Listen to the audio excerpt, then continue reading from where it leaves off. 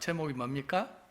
구원하는 은혜, 구원하는 믿음입니다. 여러분 보세요. 신앙생활을 거의 평생 하셨는데 교회 아무리 오래 다녀도 구원하는 믿음을 그렇게 많이 들어도 구원하는 은혜가 무엇입니까? 하면 대답을 못하는 사람들이 많습니다. 그리고 성경에서 말씀하시는 구원하는 믿음은 무엇입니까? 어떻게 믿어야 구원받습니까? 물어보면은 대답을 못해요, 보통. 오늘 자기 자신한테 지금 한번 물어보세요. 구원하는 은혜가 뭐죠, 권사님? 구원하는 은혜가 뭐예요? 구원하는 믿음, 성경이 말씀하시는 구원하는 믿음은 뭐예요?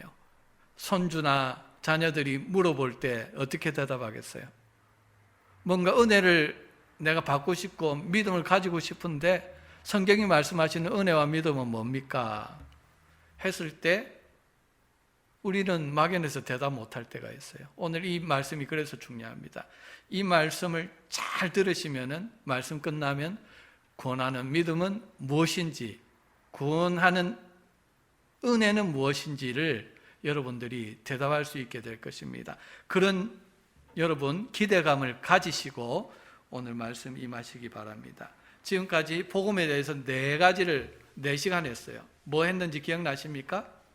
제일 처음에 자 따라합시다. 인생에서 가장 시급한 것은 영생의 확신을 가지고 사는 것입니다. 인생에 중요한 게 많은데 왜 그렇죠? 왜냐하면 사람은 반드시 한번 죽게 되고요, 죽은 후에는 천국과 지옥 외에 다른 길이 없습니다. 그래서 살아있을 때 하나님을 만나서 하나님의 뜻대로 살다가 우리는 천국에 가야 되겠죠, 그죠? 그러면은 하나님을 만나기 위해서는 어떻게 해야 되느냐? 하나님이 보시기에 죄 문제를 해결해야 돼요. 성경에서 말씀하시는 죄가 뭐라 그랬습니까? 하나님이 하지 말라고 한 것, 하는 것, 죄 해결해야 되죠.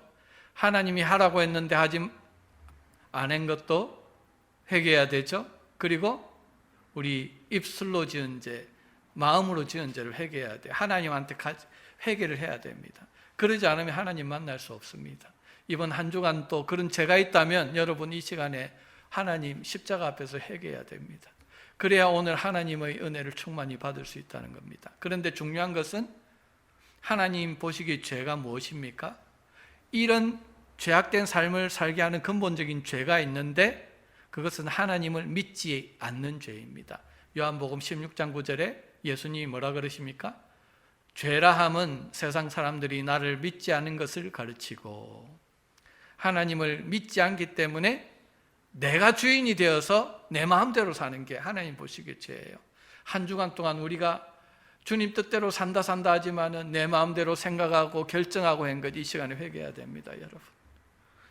그렇게 하면 우리가 오늘도 주님을 만나고 성령의 은혜를 충만히 받을 수 있게 되는데, 성경에서 말하는 영생, 구원은 뭐라고요? 주님과 연합하는 겁니다. 그죠? 기억나십니까?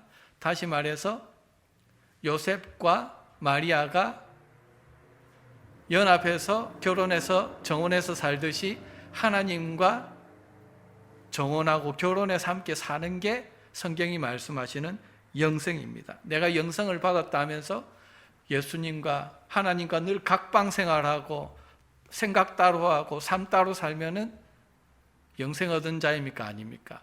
아니다라는 거예요. 이처럼 이제 하나님을 믿지 않은 죄, 내가 주인 된 삶을 회개하는 자에게는 예수님과 함께 구원의 은혜를 줍니다. 예수님과 연합해서 죄사함을 주시고 구원의 은혜를 받게 되죠. 그리고 하늘의 능력을 하나님께서 주십니다. 그래서 이제 성도로 살게 하는데 중요한 것은 무엇입니까? 우리가 이 4시간에 걸쳐서 이 복음을 들었습니다. 영생이 뭔지, 죄가 무엇인지, 그것을 회개하고 예수님의 뜻대로, 하나님 뜻대로 살기로 우리가 결단을 했어요. 마귀의 능력을 대적해서 죄와 대적해서 살기로 결단을 했습니다. 그런데 여러분 보세요. 오늘 우리가 지금 나누고 있는 이 복음 아무것도 아닌 것 같죠. 늘 들으니까 뭐 그런 것 같죠. 그런데 이 복음을 아무 데나 가서 들을 수 있는 게 아니라는 걸 여러분 아셔야 됩니다. 분명히 성경에 기록된 복음인데 오늘날 이 복음을 들을 수 있는 데가 많이 없어요. 다 사람 눈치 보고 사람이 이 복음을 증거하면 싫어할까, 교회 나오지는 않을까 두려워서 사람 눈치를 보고 자꾸 조미료를 타서 복음을 증거한다는 거예요. 하나님의 사랑만 이야기한다는 거예요. 하나님의 은혜만 이야기한다는 거예요. 죄를 이야기하지 아니하고 죄가 없어야 하나님을 만나고 예수 그리스도와 연합해서 영생을 받을 것인데 죄가 무엇인지를 이야기하지 않아요. 회개해야 되는데 회개를 이야기하지 않아요. 그러면은 주님을 만나서 영생을 얻을 길이 없다는 것입니다. 그래서 오늘 이 복음, 오늘 구원받는 은혜, 구원받는 믿음이 무엇인가를 하는 성경이 뭐라고 말씀하시는지를 우리가 배우는 게 너무나 중요하다는 거예요. 마태복음 24장에 보면은 종말장이죠. 여러분 종말에 대해서 관심이 많을 텐데, 그런데 종말에 일어날 일들을 이야기하면서 24장 4절, 5절, 11절, 14절에 예수님이 계속 강조하는 게 뭡니까? 보세요. 뭐라고 되어 있습니까? 미혹받지 않게 주의해라는 거예요. 마태복음 24장에 종말에 일어날 일들을, 그 많은 일들을 한 장에 압축해서 말씀하고 있는데 무려 4절에 걸쳐서 강조하는 게 뭐라고요? 미혹받지 않게 주의하라는 거예요. 그러면서 12절, 13절에 뭐라 그럽니까? 그때가 되면은 불법이 성함으로 많은 사람들이 사랑이 식어지리라. 그러나 끝까지 견디는 자는 구원을 얻으리라. 그때가 되면은 하나님에 대한 첫사랑도 식어지고 교회에 대한, 복음에 대한 사랑도 식어진다는 거예요. 교회 와도 뭐 그냥 보리자루 꽂아놓은, 보리자루 갖다 놓은 거가 아무 감동도 없고 그냥 형식적으로 그렇게 예배 드리는 시대가 올 건데 벌써 왔다는 거죠. 2000년 전부터 그게 시작됐다는 거죠. 그런데 왜 불법이 석행하느냐? 4, 5, 11, 14절에 미혹하는 자가 있다는 거예요. 이게 복음이 아닌데 이게 복음이라고, 불법으로 살아도 된다고 거짓 복음을 증거하는 자가 그때부터 있었다는 거예요. 우리가 영지주의 이단이라고 이야기하는 건데 그때부터 지금까지 돌아오고 있는데, 이 이단, 사단이 심어놓은 이 거짓 복음이 뭐냐는 거예요. 우리는 은혜로 구원받았기 때문에, 믿음의 선물로 구원받았기 때문에 좀 내가 연약해서 불순종하는 삶을 살아도 구원받는 데는 전혀 지장 없다. 구원파죠. 구원파 이단이죠. 구원파 이단은 예수 믿을 때 한 번 딱 회개를 딱 하면은 모든 과거, 현재, 미래 죄가 다 사함을 받았다고 이야기를 합니다. 그래서 벌써 구원을 받았는데, 잘 들으세요. 내가 지난주에 또 다시 죄를 지었어요. 오늘 와서 회개를 하면은, 내가 지은 죄를 다시 회개하면은 그게 죄라고 이야기합니다.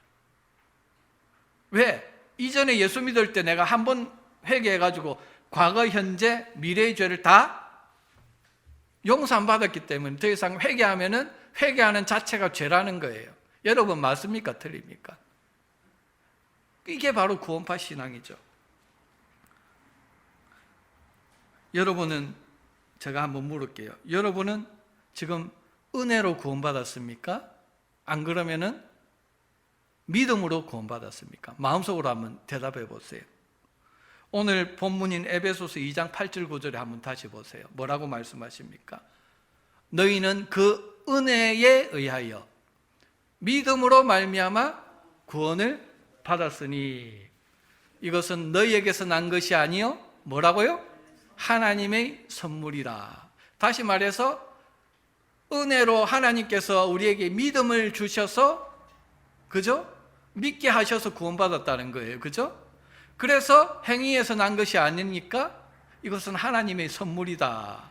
그런데 야고보서 2장 17절에 뭐라고 합니까? 이와 같이 행함이 없는 믿음은 그 자체가 죽은 것이다. 이렇게 말씀합니다. 행함이 없는 믿음은, 이 믿음을 하나님이 은혜로 주셔서 믿게 하셨는데, 구원받게 하셨는데 이 믿음이 뭐냐? 하나님이 주신 믿음이 뭐냐는 거예요.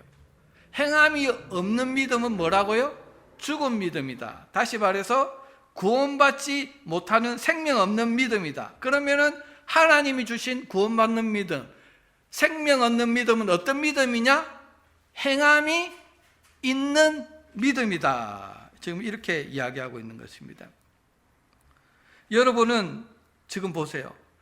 에베소서 2장 8, 9절이 이야기하는 거하고 야고보서 2장 17절이 이야기하는 것이 같은 말입니까? 다른 말입니까? 겉으로 볼 때는 에베소서 2장 9절에 행위에서 난 것이 아니다. 너희 믿음은. 그렇게 이야기했는데 야고보서 2장 17절에 행함이 없으면은 죽었다. 구원 못 받는다. 이렇게 이야기했으니까 표면적으로 보면은 전혀 다른 이야기를 하는 것 같죠. 행위로 구원받는다는 말을 이야기하는 것 같죠. 그런데 그렇지 않다는 것입니다. 우리가 유다서 1장 3, 4절에 한번 가봅시다. 뭐라고 이야기하는지. 3절에 보니까 사랑하는 자들아 우리가 일반으로 받은 구원에 관하여 내가 너에게 편지하려는 생각이 간절하던 차에 무슨 말입니까? 우리가 받은 구원이 있는데 은혜로 구원받은 구원이 있는데 일반으로 다 받은 구원에 대해서 너에게 편지를 하고 이야기해야 될 간절한 마음이 있었다는 겁니다. 왜요? 사람들이 이 일반으로 받은 구원에 대해서 착각을 하고 잘못 오해하고 있었기 때문에 예수님의 형제였던 유다서를 써서 지금 이 구원은 어떤 것이냐에 대해서 이야기를 하는 거예요. 그래서 하는 말이 성도에게 단번에 주신 믿음의 도를 위하여. 무슨 말입니까? 아까 에베소서 2장 8, 9절에 보면은 너희가 은혜에 의하여 믿음으로 말미암아 구원을 받는데 이게 하나님이 단번에 주신 선물이라는 거예요. 그죠? 이 믿음의 선물을 받아서 내가 예수 그리스도도 모르고 죄도 모르고 그리스도도 몰랐는데 하나님이 알게 해주셔서 믿게 하셨어요. 그런데 이 단번에 주신 믿음의 도를 가졌다고 하는 사람들이 이 믿음으로 더 이상 싸우는 삶을 살지를 않네. 영적 전쟁을 하지를 않네. 그래서 성도에게 단번에 주신 믿음의 도를 위하여 어떻게 해라? 힘써 싸우라는 편지로 너희에게 간절히 권하여야 할 필요를 느꼈다는 거예요. 하나님께서 구원을 허락하신 우리에게 선물로 주신 그 믿음은요, 받으면은 예수 그리스도를 영접하게 되어 있어요. 나의 죄를 십자가에 예수 그리스도와 함께 못 받게 되어 있어요. 그런데 그걸로 끝나느냐? 아니라는 거예요. 그 믿음의 도를 가지고 계속해서 힘써 싸우는 삶을 살게 되어 있다는 거예요.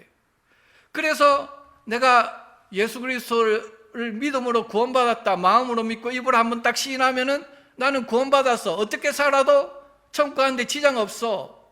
그렇게 살아가던 사람들이 그 당시에 많았다는 거예요.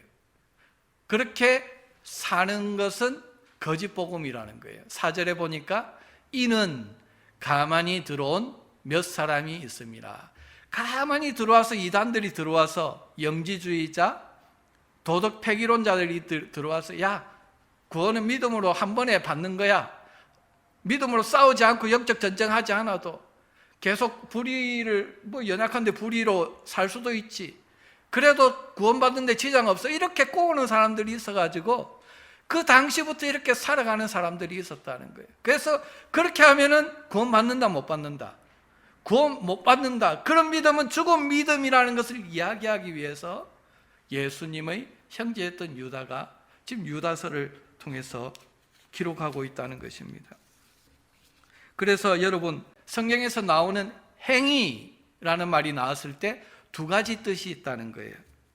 하나는 내가 행위라고 했을 때는 율법의 행위로 구원받으려고 하는 그런 행위 신앙을 정죄할 때 쓰는 행위라는 뜻이 있고, 다른 하나는 야고보서에서 이야기하는 것 같이 행함이 없는 믿음 할 때 이 행위는 어떤 행위입니까?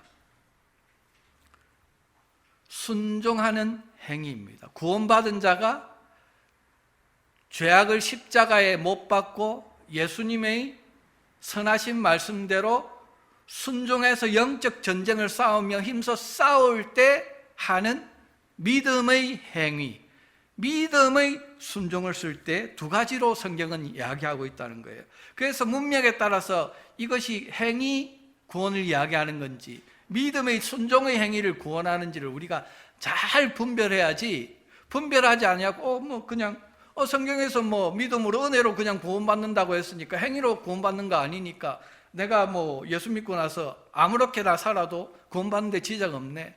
성경에서 이야기하는 행위는 그 행위가 아니라는 거예요. 두 가지 행위가 있다는 거예요. 행위 구원, 그리고 자기 행위로 살아가려고 하다가 구원 못 받는 그런 행위가 있고, 믿음의 행위로 하나님께 순종하면서 살아가는 그런 구원받은 자에게 주시는 믿음이 있다는 거예요. 그것에 대해서 지금 유다서가 이야기하고 있는 것입니다. 그러면 예수님은 뭐라고 이야기하시느냐? 우리가 어떻게 구원을 받는다고 하시느냐? 마태복음 7장에 나오죠. 참고로 마태복음 5장에서 7장은 산상수훈 말씀이죠. 거기서 예수님이 새로운 천국 복음에 대해서, 새 율법에 대해서 말씀하십니다. 너희가 예수님의 보혈로 구원받고 나면은 천국 백성이 되는데, 천국 백성은, 진짜 백성은 어떻게 살아가느냐? 누가 진짜 백성이냐? 누가 진짜 백성의 믿음이냐에 대해서 말씀하시는데 그 결론이 7장입니다. 7장의 결론적으로 뭐라고 말씀하십니까? 어디로 들어가라? 좁은 문으로 들어가라.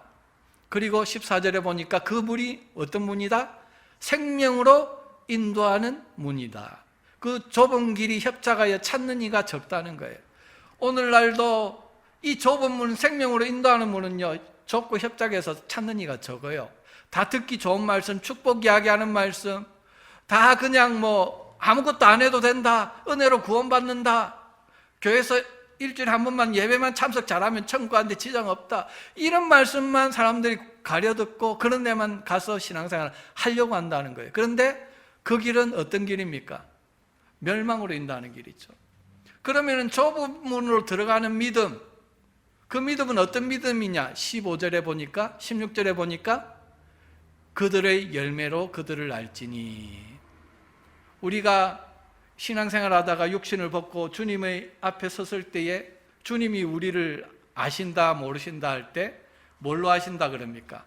그들이 맺은 열매로. 다시 말해서 아름다운 열매를 맺으면 아름다운 좋은 나무라고 말씀하시고, 나쁜 열매를 맺으면 나쁜 열매라고 말씀하시고, 아름다운 열매를 맺지 않는 나무는 어떻게 하신다? 19절에 찍혀서 불에 던져 사른다. 마태복음 24장 종말장 25장 14절에 25장 14절 15절 같은데요, 거기 보면 뭐라 그럽니까? 이때 아름다운 열매를 맺지 못하는 나무에게 예수님이 심판대 앞에서 말씀하시는데, 저주받은 자들아, 마귀와 그의 졸개들을 위하여 예비해둔 영원한 불 속으로 들어가라. 주님이 그렇게 말씀하신다는 거예요. 왜? 그들의 열매를 딱 보니까 거짓 열매야. 믿는다고는 하는데 열매만 쏙 빼먹고, 그냥 죄사함만 쏙 빼먹고, 축복만 쏙 빼먹고, 이 세상에서 불의를 그대로 행하며 살아가는, 보니까 나쁜 열매라는 거예요. 선한 열매를 맺지 않고 살아갔기 때문에 그들의 열매를 봐서 열매 맺는 그대로 그들을 알겠다. 주님이 말씀하신 거예요. 그렇게 말씀하신다는 게 산상수훈의 결론이라는 것입니다. 그래서요, 내가 구원 한번 받았기 때문에 여전히 불법을 행하고 불순종하는 삶을 살아도 구원받는 데는 지장 없다라는 것은 예수님의 가르침과 완전히 상반된 그런 가르침이라는 것입니다. 주님이 그런 자들은 못된 열매를 맺는 나무이기 때문에 마귀와 그의 졸개들을 위해서 예비된 영원한 불 속으로 들어가라 그러면서 던져버리실 것이다, 주님이 말씀하고 계신 것입니다. 그런데 이 사단과 함께 불법을 행하면서 불 속에 들어갈 자들이 어떤 자들이냐? 여러분 22절에 보니까, 7장 22절에 보니까 그날에 많은 사람들이 이렇게 이야기하실 거라는 거예요. 주여, 주님, 내가 주님의 이름으로, 예수 이름으로 선지자 노릇했어요. 예수 이름으로 저처럼 복음을 전했다는 거예요. 목사라는 거예요. 선지자 노릇했다는 것은 목사, 복음 전하는 삶을 살았다는 거예요, 평생. 그리고 주님의 이름으로 귀신도 쫓아내며 사람들이 막 몰려다니면서 안수도 받으며 어떤 사람들은 뭐 그냥 많은 권능을 행했다는 거예요. 그러니까 당연히 자기가 천국 갈 줄 알았겠죠. 성령의 사람인 줄 알았겠죠. 그런데 23절에 그때 내가 저희에게 밝히 말할 것이라는 거예요. 내가 너희를 도무지 알지 못하니 뭐하는 자들아? 불법, 불의를 행하는 자들아, 내게서 떠나가라. 요즘 여러분 유튜브에 보면은 큰 교회를 건물도 크게 짓고 사람들 많이 모아놓고 은퇴도 하고 은퇴될 나이가 됐는데 목사님들이 비리들이 많이 나오죠, 그죠? 아무리 주의 이름으로 선지자 노릇해도요, 아직은 기회가 있겠죠. 주님 앞에 서기 전에 이 죄들 다 회개하고 정말 끊어내고 돌이키지 않으면요, 천국에 갈 수가 없어요. 불법을 행하는 자들아, 내게서 떠나가라 하리라. 그들이 지금 교회에서 말씀을 전할지 몰라도 불법을 행하고 있는 그 상황에서, 회개하지 않는 그 상황에서는 말씀은 전하는데, 지식은 전할 수 있는데 하나님과의 관계가 떨어져 있어요. 생명이 없어요. 그냥 종교 생활을 하는 거예요. 목사라도 선교사라도 예외가 없다는 거예요. 이 불법을 회개하고 돌이키지 않는 자는 주님과 만날 수 없고 성령 충만을 받을 수 없다. 아무리 기적이 일어나도 광명한 천사, 사단의 꼬임을 받아서 교회 안에서도 얼마든지 귀신을 쫓아내고 권능을 행할 수 있다는 것을 여러분 알아야 됩니다. 불교에도 가면은 귀신 전문으로 쫓아내는 성들이 있어요. 그리고 이슬람 가면은 샤머니즘, 무당을 많이 금하고 있는데, 공식적으로는 뒷골목에 가면은 전부 몸 아픈 사람들이 무당을 찾아갑니다. 이슬람 무슬림들이 찾아가가지고 안수를 받는데 막 귀신을 전문적으로 쫓아내면서 병 고치는 무당들이 있어요. 이처럼 중요한 건 뭐냐면은 성경을 가지고 성경의 지식을 다 전하면서 선지자 노릇한다고 다 구원받은 자가 아니고, 주님의 이름을 빙자해서 귀신을 쫓아낸다고 다 성령의 인도함을 받는 자가 아니고, 권능을 행한다고 성령으로 인도함을 받는 자가 아니라는 것을 알아야 됩니다. 그것은 성령을 임해서 그런 일을 하시죠, 물론. 그렇지만 성령이 임한 가장 확실한 증거는 뭡니까? 성령은 어떤 영입니까? 거룩한 영이잖아요. 하나님의 거룩한 영이기 때문에 죄를 떠나고 불법을 떠나고 불의를 떠나는 것으로 나타나는 거예요. 불법과 불의를 떠나지 아니하고 아무리 구수한 설교를, 아무리 이야기를 잘하고 귀신을 쫓아내는 권능을 가지고 있다고 해도 내게서 떠나가라 할 것이다. 나에게 속한 자가 아니다. 주님이 말씀하고 있다는 것입니다. 저도 한때는 참 능력을 따라서 많이 다녔습니다. 중학교 때부터 귀신 축사하는 데도 많이 다녔고, 뭐 손을 대니까 사람이 키가 자라나고 다리가 자라나고요. 어떤 사람은 뭐 그냥 손수건을 던지니까 다 넘어지고, 전도지를 딱 주니까 헐떡 뒤집어지고. 그러니까 그 사람이 정말 모세처럼, 사도 바울처럼 주님께 정말 가까이 있는 사람인 줄 알았어요. 그래서 막 따라다니고 했는데 웬걸 나중에 사람들이 많이 모이고, 그러니까는 그 헌금을 가지고 건물을 크게 짓기 시작하고, 그러더니 나중에는 여기 건물 사고 저기 건물 사고, 나중에는 성도들하고 추문이 생기고, 세상 뭐 차를 그냥 세상 대기업 사장들이 타고 다니는 차로 바꾸고, 좋은 집으로 바꾸고, 여기저기 그냥 부동산 땅을 사가지고 자기 노후 대책 마련하고. 성령으로 시작을 한 건 분명할 건데, 성령으로 시작했다 육체로 마치는 자, 하나님의 영이 떠난 사람이라는 걸 여러분 아셔야 됩니다. 오늘 여기 마태복음 7장 22절 말씀에 적용되는 사람들입니다. 하물며 목사도 그런데 우리는 어떻게 했냐는 거예요. 말씀을 통해서 오늘 너희 가지고 있는 믿음이 어떤 믿음이냐는 것을 보라는 거예요. 정말 믿는다고 하면서 복음대로 산다고 한다면서 불법을 여전히 행하고 있지는 않느냐? 아버지의 뜻대로 순종하고 있느냐 없느냐? 내 아버지 뜻대로 행하는 자라야 들어가는 나라가 천국이다. 주님이 지금 말씀하고 있는 겁니다. 예수님의 말씀이에요. 그러면은 사도 바울은 어떻게 가르쳤습니까? 로마서 한번 봅시다. 8장 13절 한번 읽어볼까요? 시작.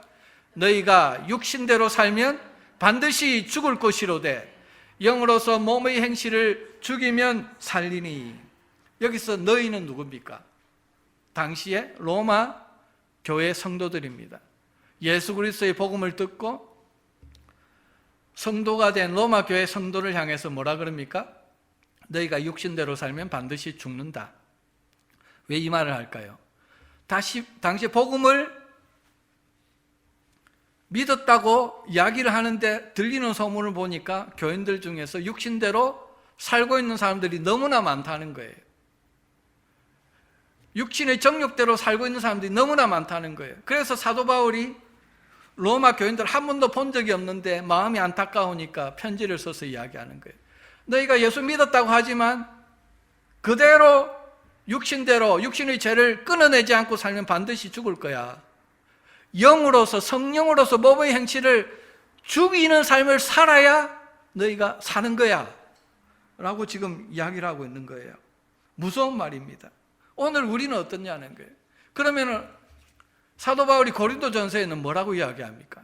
6장 9절 10절에 보니까 불의한 자가 하나님의 나라를 유업으로 받지 못할 줄 알지 못하느냐? 이미 내가 이야기했지 않느냐? 복음이 그렇게 이야기하지 않느냐?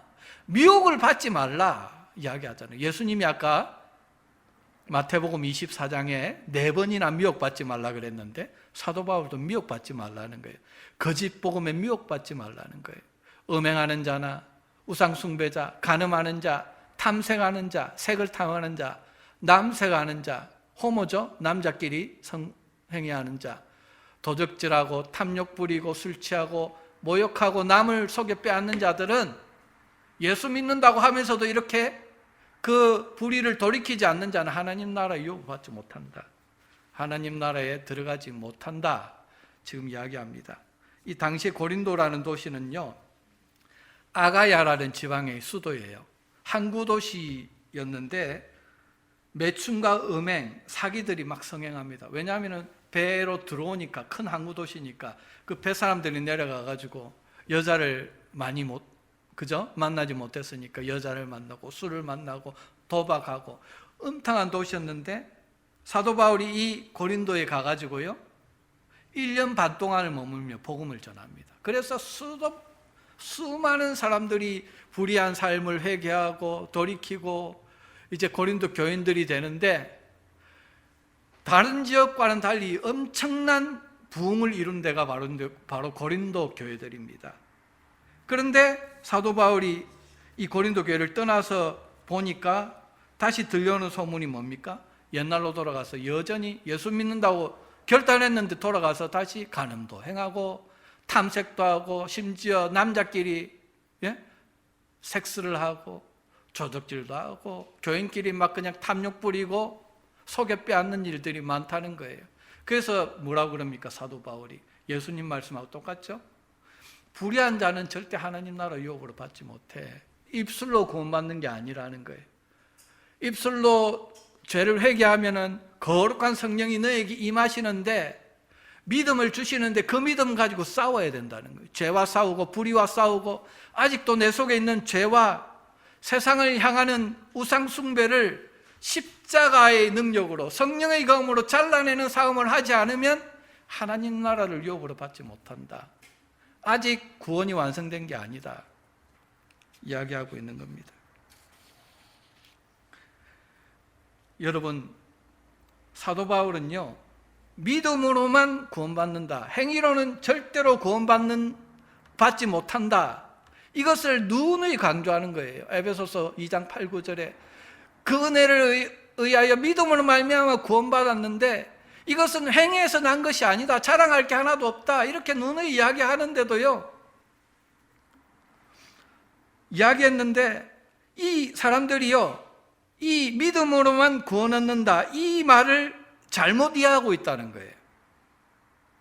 믿음으로만 구원 얻기 때문에, 은혜로만 구원 얻기 때문에 구원받은 후에 좀 죄짓고 죄 끊어내지 않고 살아도 천국 가는데 지장 없다. 이 말이 아니라는 걸 여러분 아셔야 됩니다. 지금 제가 증명해 드렸는데요. 그러면은 사도 바울이 이야기할 때 행위로 구원받을 수 없다는 말과 믿음으로만 구원받는다는 말이 무슨 말인가에 대해서 우리가 이해를 잘 해야 돼요. 먼저 로마서 3장 20절에 보면은요. 그러므로 율법의 행위로 그의 앞에 의롭다 하심을 얻을 육체가 없나니 율법으로는 죄를 깨달음이라. 이렇게 말씀하시죠. 그런데 갈라디아서 2장 16절에 뭐라고 합니까? 사람이 의롭게 되는 것은 율법의 행위로 말미암음이 아니요 오직 예수 그리스도를 믿음으로 말미암는 줄 알므로 우리도 그리스도 예수를 믿나니 이는 우리가 율법의 행위로서가 아니고 그리스도를 믿음으로써 의롭다함을 얻으려 함이라. 율법의 행위로는 의롭다함을 받을 육체가 없느니라 말씀하시죠. 야고보서 2장 10절에 뭐라 그럽니까? 누구든지 온 율법을 지키다가 하나를 범하면 모두 범한 자가 되나니 이야기합니다. 그런데 보세요. 사람이 행위로 구원 얻을 수 있는 방법이 딱 두 가지가 있습니다. 잘 보세요. 어떻게 하면은 우리가 행위로 구원받을 수 있을까요? 우리가 태어날 때 죄가 없이 태어나면 됩니다. 그리고 살아가면서 한 번도 죄를 짓지 않으면은 우리는 우리 의로운 행위로 하나님 앞에 구원받을 수 있습니다. 그런데 율법을 하나라도 범하면 죄인이 되어서 죄의 삭은 사망이기 때문에 우리가 구원받을 수 없어요. 더욱이 우리는 원죄가 있어요. 우리의 조상 아담이 하나님 앞에 지은 그 원죄 때문에 태어날 때부터 죄를 가지고 태어납니다. 그래서 여러분 죄의 삭은 사망인데 뱃속에 있는 아이들도 죄악 가운데 태어나기 때문에 자기가 죄를 짓지도 않았는데 나와가지고 자기 행위로 뱃속에서도 죽잖아요. 왜냐하면 아담으로부터 이 죄가 물려오기 때문에 원죄 때문에 그런 거죠. 그래서 아담의 후손으로 태어난 사람 중에서 한 사람도 이 행위로 하나님 앞에 구원받을 사람이 없습니다. 우리가 아무리 천배 만배 부처 앞에 나와가지고 그렇게 자기 행위로 구원받으려고 하고 불공을 들여도 오체투지라고 머리, 이마, 무릎, 몸의 5가지 신체 부위를 땅에 아무리 하면서 라사까지 순례를 해도 우리 행위로는 구원받을 길이 없어요. 없다고요. 그래서 하나님께서 주신 은혜의 방법이 있는데 바로 죄의 삭은 사망인데 피 흘림이 없으면 사함이 없다. 누군가 의로운 피가 와서 나를 대신해서 피를 흘려줘야 내가 살아날 수 있는데 이 세상에는 없기 때문에 하나님의 아들 예수 그리스도께서 그 의로운 하나님의 어린 양께서 육신의 죄를 입고 나의 죄를 입고 이 땅에 오셔서 십자가에서 물과 피를 다 흘려주셨다는 거예요. 그래서 누구든지 그 예수님께서 십자가에서 행하신 그 행위, 의로운 행위를 나의 행위로 믿고 받아들이면 하나님께서 그 믿음을 보시고 죄를 용서해 주시고 의롭다 해 주신다는 거예요. 그게 바로 오직 예수 그리스도를 믿음으로 말미암아 구원받을 수 있다는 거예요. 천하의 다른 이름으로는 구원받을 이름을 주신 적이 없다는 것은 우리는 죄악 가운데 태어나서 죄를 짓고 살기 때문에 나의 행위로는 절대로 구원받을 길이 없습니다. 누군가 죽어야 되는데 예수 그리스도 외에는 이 세상에 의로운 피가 없기 때문에 예수님을 믿는 방법 외에는 절대로 구원받을 길이 없다는 거예요. 바울이 이야기하는 복음이 그것입니다. 그것을 하나님께서 하셨다는 거예요. 우리 만물의 티끌만도 못한 저와 여러분들을 위해서 하나님을 떠나서 하나님과 원수되어서 하나님을 알지도 못하고 하나님이 미워하는 죄를 짓고 살던 우리가 어떻게 구원받아서 하나님 백성이 될 수 있었느냐? 하나밖에 없는 그 아들을 우리 죄로 정하시고 이 땅에 보내셨는데 여러분 그 사랑을 이해할 수 있습니까? 여러분 자녀를 위해서 목숨 내놓을 수 있습니까? 지금은 있다고 그러지만은 정말 먹을 것이 없고요, 피난 시절에 먹을 것이 없고 그러면은 우리 옛날에 전쟁 때도 그런 일이 많았다 그러는데 살아있는 사람을 죽이기도 하지만 꼭 그렇지도 않죠. 죽은 사람을 삶아서 먹는데요. 죽었으니까. 그런 일도 일어나고 정말 그거 하면 산 사람도 삶아 먹잖아요. 그런 우리인데 그것도 자기 자녀도 그렇게 하는데 하나님께서 저와 여러분같이 보잘것없고 하나님 보시기에 아무 의로움도 없는 그런 자를 위해서 하나밖에 없는 독생자를 보내주셨다는 거죠. 사도 바울이 다메섹 도상으로 가면서 이 하나님의 사랑을 만나잖아요. 예수 그리스도의 은혜를 만나잖아요. 그래서 로마서 1장 17절에 뭐라 그럽니까? 이 복음, 내가 만난 복음에는 하나님의 의가 나타나서 믿음으로 믿음에 이르게 하는데, 여기서 나오는 첫 번째 믿음이 무엇입니까? 처음부터 끝까지 믿음에서 믿음에 이르게 하는데, 처음에 주시는 믿음은 선물로 주시는 믿음이에요. 이 선물을 믿음으로 주셔서 이제 우리가 믿음으로 계속 살아가게 만드는 것이 바로 복음이다. 그래서 의인은 은혜로 주신 이 믿음으로 말미암아 계속 믿음을 붙들고 싸우며 살아가야 된다. 이게 바로 로마서 1장 17절 말씀이에요. 그러면 그렇게 믿음으로 살아가는 사람들은 삶 속에 어떻게 살아가느냐? 로마서 6장 1절 2절이에요. 한번 읽어봅시다. 여러분 믿음 받았죠? 구원받은 믿음 있죠? 그러면 이런 믿음을 받은 사람은 어떻게 살아가느냐는 거예요. 로마서 6장 1절 2절 시작. 그런즉 우리가 무슨 말을 하리요? 은혜를 더하게 하려고 죄에 가하겠느냐? 그럴 수 없느니라. 죄에 대하여 죽은 우리가 어찌 그 가운데 더 살리요? 로마서 6장 7절 한번 읽겠습니다. 시작. 죄에 대하여 이미 죽은 사람은 죄에서 해방된 것입니다. 무슨 말이냐 하면은 봐요. 내가 옛날에 지은 죄를 주님 회개합니다. 용서해 주십시오. 예수님이 피를 흘리신 보혈로 우리를 용서해 주셨어요. 용서 안 받았어요? 그러고는 돌아서서 아이고 용서 안 받았으니까 한번 회개하고 나면 과거, 현재, 미래 지을 죄 다 용서 안 받지. 그러면서 다시 죄에 거하겠느냐는 거예요. 용서 안 받고 돌아서서 다시 죄 지으러 가겠냐는 거예요. 내가 용서 안 받았으니까 더 죄를 지어도 상관없다고 생각하면서 아들의 피로 우리를 구원해 주신 그 큰 사랑, 그 은혜를 아는 사람이, 그 은혜를 받은 사람이 어찌 다시 그 죄 때문에 아들이 와서 피를 흘렸는데 그 죄에 거하겠느냐는 거예요. 그 은혜를 아는 사람일 수 있느냐는 거예요. 그 죄 사함을 받은 자라고 할 수 있느냐는 거예요. 죄에 대하여 죽은 우리가 어찌 그 가운데 더 살겠냐는 거예요. 이 죄와 싸우며 살아야 된다는 거예요. 그게 바로 로마서 1장 17절 복음에는 하나님의 의가 나타나서 믿음으로 믿음에 이르게 하나니, 첫 번째 믿음은 구원받는 믿음입니다. 은혜로 회개하고 구원받는 믿음인데, 두 번째 믿음은 뭡니까? 계속 그 믿음으로 이제 죄 가운데 거하지 않고 믿음으로 은혜 가운데 싸우며 살아가는 그 믿음입니다. 오직 의인은 그 믿음으로 말미암아 살리라. 처음부터 끝까지 믿음으로 싸우며 산다는 거예요. 여러분, 우리가 죄에 대해서 죽었습니까? 죽은 자라고 지금 고백했습니까?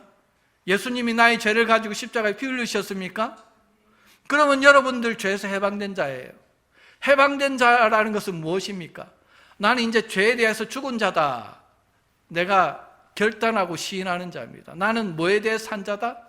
의에 대해서 살고 성령을 받아서 성령의 도구로 살아가는 자다라고 내가 고백하며 살아가는 자예요. 죄에서 해방된 자예요. 더 이상 죄인이 아니라는 거예요. 성령에 속한 의인이라는 거예요. 그렇게 나를 고백하며 죄에 이제 더 이상 나의 삶을 드리는 것이 아니라 세상의 정욕을 위해서 나의 물질을 쓰고 시간을 쓰고 나의 모든 것을 드리며 사는 것이 아니라 성령 안에서 예수 그리스도를 위하여, 복음을 위하여 의의 도구로 드리는 삶이라는 거예요. 죄에서 해방된 자라는 거예요. 의의 도구로 사는 사람이라는 거예요. 그게 바로 믿음으로 구원받았다. 오직 믿음으로 사는 자다. 그 뜻이다. 바울이 지금 이야기하고 있는 거예요. 오해하지 말라는 거예요. 너희가 은혜로 구원받고 믿음으로 구원받았으니까 한문구원은 영원한 구원 땡땡땡. 한문구원은 영원한 구원이 틀렸다는 말이 아니라 그 말이 이야기하는 뜻이 무엇인지를 잘 이해해야 된다는 거예요. 오직 믿음으로 구원받는다는 말이 무엇이냐? 그 구원받은 그 믿음으로 죄와 싸우고 의의 도구를 드리면서 계속 살아가는 그 삶이다. 바울이 지금 그 이야기를 하고 있다는 것입니다. 그러면서 히브리서를 통해서, 히브리서는 바울이 기록했다고도 하고 아볼로가 기록했다고도 하는데 어쨌든 하나님의 말씀인데요. 히브리서 11장에 보면은 믿음의 사람들을 수도 없이 쫙 나열을 합니다. 그러면서 어떻게 그들이 입술뿐만 아니라 순종하는 행위로 그들의 믿음을 증명하고 살았는지에 대해서 우리에게 알려줍니다. 11장 7절에 보면은 노아가 나오죠. 그죠? 노아가 어떻게 살아서 구원을 받고 믿음을 따르는 의의 상속자가 되었느냐는 거예요. 믿음으로 보이지 않는 일에 하나님이 말씀으로 경고를 딱 주셨어요. 그 말씀에 순종해서, 그 말씀을 믿고 순종해서 경외함으로 방주를 예비를 했다는 거예요. 120년 동안 그 방주를 예비하고 사람들의 손가락질을 받으며 미친놈이라는 소리를 들으면서 하나님이 말씀하셨는데 하나님의 말씀을 믿고 경외함으로 방주를 예비하였더니 하나님의 이 심판이 한 달 후, 1년 후, 2년 후도 아니고 120년 후에 하나님의 심판이 임했는데, 심판이 임할 때에 그 노아의 가족 외에는 아무도 이 세상에 하나님의 심판을 피한 자가 없었다는 거예요. 왜? 그들은 믿는다고 그러고 하나님께 제사는 드릴지 몰라도 말씀을 경외하지 않고 말씀에 순종하지 않았기 때문이다. 그렇게 말씀하시는 거죠. 그러면은 우리 믿음의 조상 아브라함은 어떻습니까? 11장 8절에 나오는데 믿음으로 아브라함은 부르심을 받았을 때 어떻게 했다고요? 순종하여. 믿음으로 아브라함은 부르심을 받았을 때 어떻게? 순종하여 장래의 유업으로 받을 땅에 나아갈새 갈 바를 알지 못하고 나아갔으며, 내가 너에게 약속의 땅을 줄게, 천국을 줄게, 한 말이 이 말이에요. 천국 줄게, 저기로 가서 살아, 나그네로 살아, 내가 천국으로 인도할 거야, 먹고 마시는 거 걱정하지 마, 내가 너와 함께 할 거야. 그렇게 했는데 세상에 아브라함이 믿음으로 순종하며 나갔다는 거예요. 참 대단한 믿음이죠. 그 믿음 때문에, 순종하는 그 행위 때문에 아브라함이 구원을 얻은 것이 아니냐, 그의 이 믿음이 온전하다고 하나님께 인정받은 것이 아니냐, 야고보서에서 또 이야기하시죠. 그런데 예수님이 말씀하셨고 사도 바울이 말씀하셨고 히브리서에서 누누이 아브라함부터 해가지고 믿음의 선진들을 통해서 다 말씀하신 게 다 하나님의 부르실 때 믿음으로 그 말씀을 순종하며 나갈 때 구원을 얻었다고 이렇게 이야기를 하는데, 초대교회에서부터 교회 안에 아니다, 그냥 한번 마음으로 믿고 입으로 시인한다고 말해주면은, 하나님께 그냥 말해주면은 하나님이 그냥 구원 주신다, 어떻게 살아도 천국 가는데 지장 없다, 이런 왜곡된 복음이 초대교회 때부터 있었다는 거예요.